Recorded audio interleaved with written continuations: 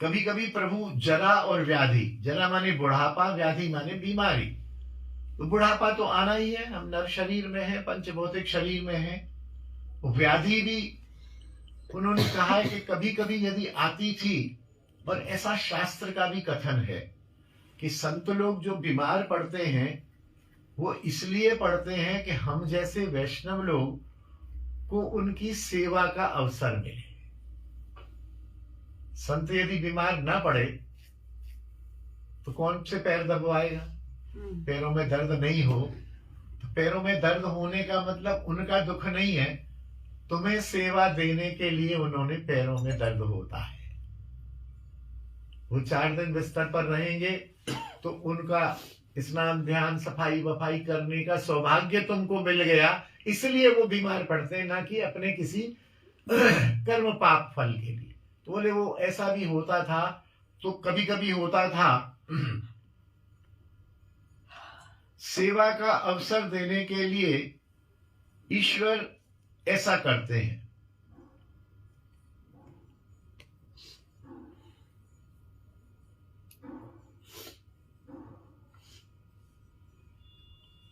उनको कुछ कष्ट होता भी तो वो कष्ट नहीं पाते। दुख होना और दुख से दुखित होना।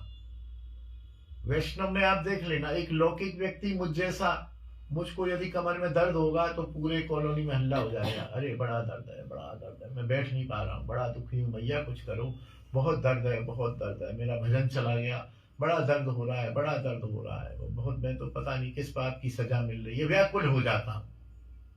और यदि वैष्णव होगा तो उसको दर्द तो होगा, शायद मेरे से ज्यादा होगा, लेकिन उससे पूछो कैसे हो बाबा, हाँ ठीक है कोई बात नहीं। वो दर्द कैसा? दर्द चल रहा है, चलने दो, कोई बात नहीं, ठीक हो जाएगा। कभी भी चंद्रशेखर बाबा थे, चंद्रशेखर बाबा करीब 10 साल बिस्तर पर रहे। मैं प्राय महीने 2 महीने में जाता था, बाबा कैसे हो?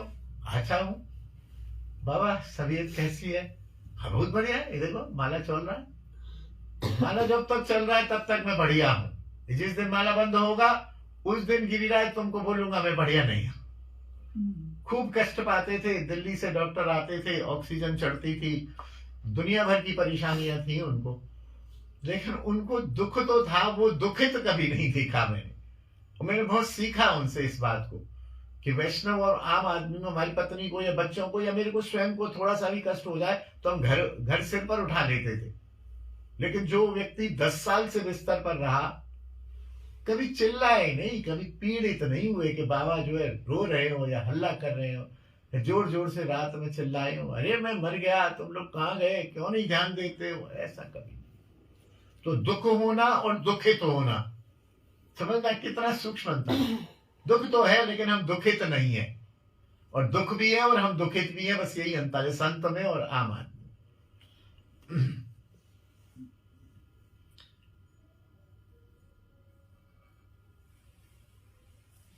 इनकी जब बीमारी थोड़ी बहुत होती थी, डॉक्टर से सलाह तो ली जाती है, डॉक्टर साहब देखिए जरा बाबा बीमार हैं, तो सारे टेस्ट नॉर्मल आते थे, ब्लड भी नॉर्मल, ब्लड प्रेशर भी नॉर्मल, टीएलसी डीएलसी सब कुछ नॉर्मल। तो भाई बीमारी क्यों है?